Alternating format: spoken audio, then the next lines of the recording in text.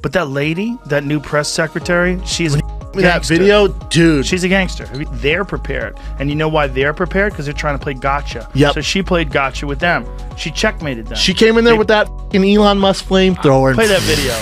Watching this clip, I couldn't help but think how ironic that Whoopi Goldberg and Joy Behar and the rest of the ladies on The View spend their time calling Republicans the conspiracy theorists. But they have been wrong about everything they have said over the last couple. Well, it finally happened. Karoline Leavitt, a rising political star and outspoken champion of free speech, has filed a $500 million defamation lawsuit against The View. The move has left liberal pundits scrambling, like it's a fire drill at a Chardonnay tasting. $500 million. Because when you attack someone's reputation with a megaphone, don't be shocked when they respond with a sledgehammer. I'd like this young lady this is her first job, I would like her to do a little homework. Because she said something yesterday that really pissed me off. And that was, she said, there will be no wokeness here. Oh, yeah. Let me explain something to you. Because without that wokeness, you might not have that job. Yeah. I think she's probably been put in there because according to Donald Trump, she's a 10. You know that. Say what you will about Karoline, but she's not backing down from the media machine. She's taking aim at a show that's drifted from meaningful dialogue into choreographed outrage. And let's be honest, if you're going to be vilified just for supporting Trump or showing some backbone in politics, you might as well come prepared with names and receipts. That's exactly what she's doing. Absolutely not. Let me be unequivocally clear about that. And watching this clip, I couldn't help but think how ironic that Whoopi Goldberg and Joy Behar and the rest of the ladies on The View spend their time calling Republicans the conspiracy theorists. But they have been wrong about everything they have said over the last couple of years. They likened President Trump to Hitler. They have mocked him. They have shamed him. They have lied about him consistently on their show. And it was a joy to watch them on November the 6th when they realized that tens of millions of Americans do not listen to the lies that they have spewed. These women are completely out of touch with reality, and you're right. Enter Joe Rogan, the bald sage of the internet and a cultural commentator armed with a black belt in common sense. From his podcast Kingdom, where nuance still breathes, he watched the media circus unfold and didn't miss a beat. Rogan called it like he saw it, yet another legacy media smear campaign aimed at anyone who dares to think beyond their echo chamber.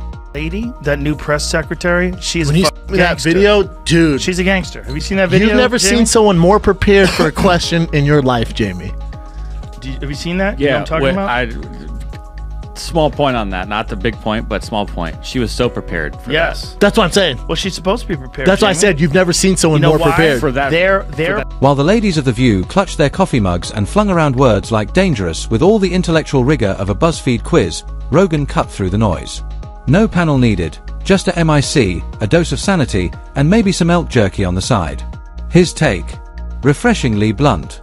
This lawsuit wasn't a sign of weakness, it was a stand. A line drawn in the sand that said, no, you don't get to casually wreck someone's reputation just to spike your ratings. You heard that type of violent, enticing rhetoric from our side of the aisle, from Republican leaders on Capitol Hill, I think there would be a lot more outrage in this room today. It's unacceptable, the comments that have been made by these Democrat leaders, and frankly, they don't even... What sparked all this? A segment on The View where Joy Behar, Whoopi Goldberg, Sunny Hostin, and a guest host casually smeared Karoline Leavitt over her politics and experience. No debate, no questions, just labels and laughs. Behar called her dangerous, apparently for having a backbone and a coherent worldview. Whoopi chimed in with her usual mix of smug detachment and vague wisdom that sounds like it came from a Whole Foods parking lot. And Sunny? She misused her law degree like someone who skimmed a Libel 101 blog 5 minutes before airtime.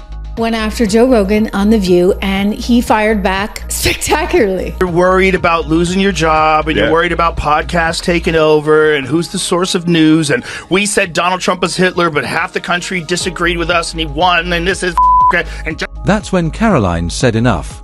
No whining, no backpedaling, she filed. She stood her ground. And Joe Rogan recognized it for what it was, a cultural moment. Someone finally pushing back against media elites who confuse their platform with a moral compass. He called The View exactly what it is, a bachelorette party of bad opinions and worse facts. This is the show where logic goes to be waterboarded by half-read Twitter threads. Watching them unpack politics is like watching toddlers try to solve Middle East peace with crayons and juice boxes. prepared. And you know why they're prepared? Because they're trying to play gotcha. Yep. So she played gotcha with them. She checkmated them. She came in there with that fucking Elon Musk flamethrower. Play that video. Meanwhile, as Karoline's legal team was probably formatting lawsuits in Comic Sans, Joe Rogan was howling with laughter, likely knocking over a kettlebell or two. He framed the whole circus as performance art, courtroom Shakespeare, but with fewer brain cells and more hashtags. Rogan openly praised Karoline for punching back at The View's hate parade. Sure, she's made a name for herself calling out the woke mob, but this wasn't hypocrisy, it was strategy. If The View can dish it out, they'd better learn to take it. Ask people, even in the legacy media, even the Trump haters, they will tell you the approach has been much different. Not just from me, but the entire White House. Oh, absolutely. They come in my office every day and they'll admit that off the record. Oh. Maybe not on the record, but they will say they appreciate the access and the transparency and the preparation that goes into my briefings, and everybody on our team, by the way, who goes. Rogan stood up and said it plainly, good on her. And then, naturally, he went scorched earth on The View. Because of course he did at T.O. Rogan. The show is what happens when daytime TV crashes into a menopause convention and nobody brings facts.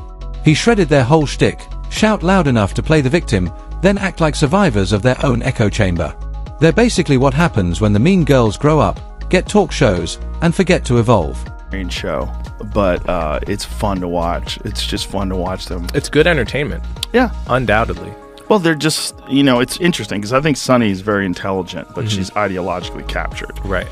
It's sort of, I think the other ones, there's a couple of the other ones, don't have to name any names, who are just very dull-minded. But I think Sunny's not one of them. I think she's smart. From DeSantis to any red hat passerby, The View has declared war on anyone not sipping their progressive brunch mimosas. If Joy Behar disagrees with you, you're either evil, brainwashed, or up for cancellation before the next ad break. Their version of political debate, crying into a scented candle and calling for federal charges. But Rogan? Here's the anti-view. Here's the guy who invites Bernie Sanders and Alex Jones to the same barbecue, then calmly eats elk jerky while everyone else argues about reality.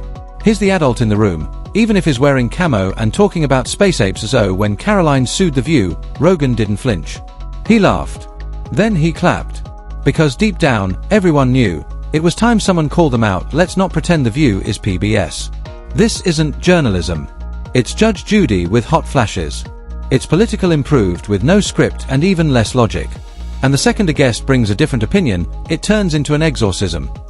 Karoline walked into that studio knowing the ambush was coming, snark disguised as questions, condescension on cue. But she flipped the script. She turned their gotcha into a courtroom drama. And suing them, that wasn't a meltdown. That was a move. A smart, and potentially very profitable, move.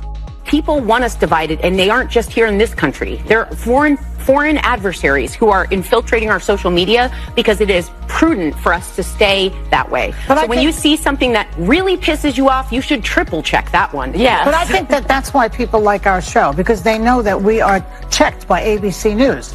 But we're checked by everybody. Yeah, I mean, if we're wrong, we have the legal note here. Human legal. But we went from Walter Cronkite, basically, to this guy Joe Rogan, who believes in dragons. I checked it. He believes in dragons. He believes in dragons. Did you triple source that? Joe Rogan got it. The lawsuit wasn't about legal precedent. It was about presence, visibility, dominating headlines like a cage match, with Karoline Leavitt stepping in wearing brass knuckles made of subpoenas. And Rogan didn't just understand the play; he respected it. He's watched The View throw verbal haymakers for years from behind the velvet rope of just opinions, only to duck for cover the moment someone fires back with more than a tweet. They cry misogyny if you criticize them, censorship if you don't clap, and bravery if they quote Wikipedia without blinking. But when Karoline clapped back, not with sass, not with a tweet, but with a lawyer, suddenly The View was reaching for the smelling salts like Southern belles at a truth convention. You'd think she stormed the studio waving the Constitution like a sword. Rogan didn't just laugh, he endorsed the chaos. Because in his eyes, if The View spends every morning treating dissent like an attack and turning mild disagreement into DEFCON 1 drama, they don't get to whimper when the drama finally swings back like a karmic boomerang. Show that people love to hate. Yes, that's true. That's true. They get so much hate watching and hate watching viral clips of them saying ridiculous things. I mean, it is a rabies infested hen house. This is a panel show that still can't decide if it wants to be morning television or a group therapy session for failed influencers. Half the time, it feels like a wellness retreat gone wrong, complete with passive-aggressive affirmations and hot flashes of rage. And Joe's just sitting back, sipping mushroom tea, watching the hysteria like it's the Super Bowl of self-inflicted PR disasters. Karoline might not win the lawsuit, but she's already winning the narrative. Rogan knows it. She's positioning herself as the woman who took a swing at the hydra of hysteria and lived to tell the tale. Meanwhile, The View is floundering, sounding like a high school drama club auditioning for Cian. Rogan's not mad the lawsuit happened, he's mad it didn't happen sooner. Because the more these hosts play the victim every time they're challenged, the more absurd they look. And Rogan, the undisputed master of Monet-izing the ridiculous, is sitting front row with a Spotify contract and a smirk. This isn't just a political spat anymore, it's a content war. And Joe's the only one who realizes he's already winning. Yes. And that's their audience. Yes. Well, their audience is not really their audience. Their audience is a group of people they bring in to watch television shows. You know, I don't know if you've ever seen audiences before for TV shows, but a lot of them are paid. They're paid to be there. So, because they have to guarantee that there's going to be people there. So there's services that you hire. And when a show gets really, really popular, you know, like Letterman or something like that, obviously it has its own fan base. Right. And those people will try to get tickets before anybody else does. And in that case, they probably don't need to use a service anymore. They just get actual fans. But arguably, like, the fans, the real fans of The View that are like, oh, these ladies are on point. Most of those people can't leave the house. Like, they're probably immobile. Let's call this what it is. Reality TV with subpoenas and a side of ego flambe. No one's chasing truth. They're chasing clout like it's on clearance at Target. This isn't about principles. It's about screen time, Twitter engagement, and squeezing out the last drop of cultural relevance. Karoline's not just fighting back. She's flipping the whole damn table, Real Housewives style. And Joe Rogan, he's right there, handing her the lighter, the gasoline, and a protein shake. Because in today's America, why bother with civil discourse when you can file a lawsuit in Comic Sans? Why settle a debate when you can rebrand yourself as the Phoenix of Justice, rising from the ashes of sarcasm? Karoline gets the clicks, the fundraising emails, and another Fox News interview. The View gets the backlash, the rage clicks, and Joy Behar's 19th meltdown of the week. And Rogan, he gets more downloads, more eyeballs, and 3 more hours to rant about how society's lost the plot, while somehow connecting it all to elk meat, DMT, and the fall of Rome. Like, did you see what she did to that Staten Island bakery? Yeah. No. Crazy. What? So Staten Island Bakery, their boiler went down, and she placed an order of cupcakes for her birthday. And they couldn't hold on. I can't imagine yet how this would go bad. Okay, go ahead. So she places this order. They say, we can't promise you that we can do this because our boiler is down. So we can't fulfill this order. And so then the next day, the boiler's back up. She has someone else call the same bakery, and they get the order in because now the boiler's up. She claims the reason why they didn't take her order is because they didn't like her politics. And so she says this on The View. So then the bakery has a press conference where they say, we've been in business for 150 years. This is not what happened at all. We don't discriminate against anybody regardless of anything.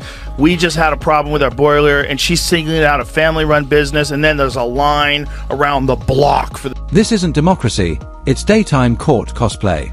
And Joe, here's the jester who sees through the farce. The View preaches inclusion, but excludes any idea that makes them feel emotionally unsafe. Karoline calls them out, and suddenly she's public enemy number 1.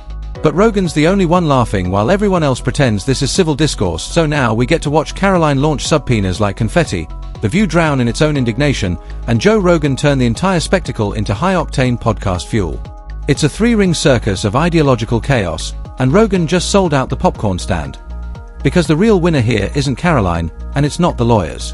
It's the bald guy with a MIC, a laugh, and zero filter, spinning America's latest culture clash into streaming gold. If this elk-scented melodrama has taught us anything, it's this: everyone's offended, and everyone's suing.